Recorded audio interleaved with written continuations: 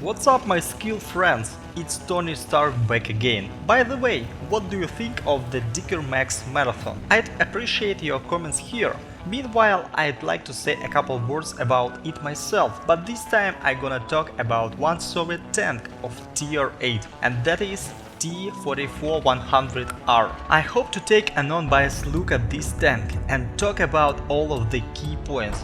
I am sure many of you are wondering whether this campaign is worth the time. Well, my answer is that it is worth your time. We are talking about the tier 8 tank with premium specs here, but first let's see whether obtaining this tank is gonna be difficult and how you could get one. So the main requirements to meet if you want this machine are the following. First of all, you gotta deal a total of 150,000 points of damage over any number of battles, and secondly, destroy a total of 150 enemy vehicles over any number of battles. Now let's do some math. You can do 150 frags in 100 battles, so 150,000 damage points can be easily obtained if we consider that an average player does 1,500 per battle with the tier 8 and 10 tanks. So that means to get one token per nation, an average player would need to play 100 battles. 100 battles would require you to play for about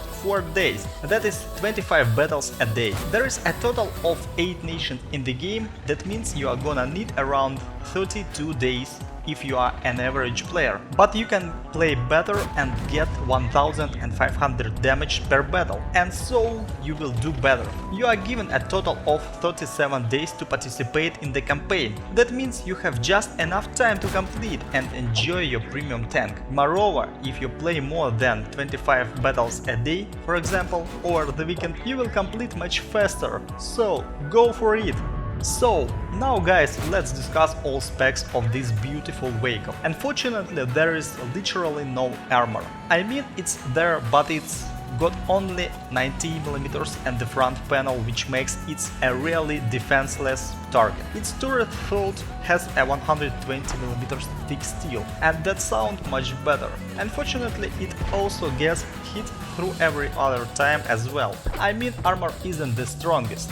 Now let's discuss its dynamics. Let's compare it against T-44, which can be found in the upgrade branch. These two are quite identical with the minor differences. So the premium tank will pick up speed faster and will offer better maneuvering capabilities. Its max speed is 52 km an hour forward and 20 backwards. That is no bad. Now let's go to the sweet part. It has a gun just like many other Soviet tanks have, which is a 100mm LB-1 with a 56 shell load. At 250 alpha strike is an average figure on the 8th level, while its penetration level is higher than average 183mm with basic shells and 235mm with golden ones. You see, its golden shells have an awesome penetration level which will allow you to act quite efficiently, even up to the 10th level, as long as you know all of the weak points of your enemies. Damage per minute is 1,853, is just an average. However, its precision level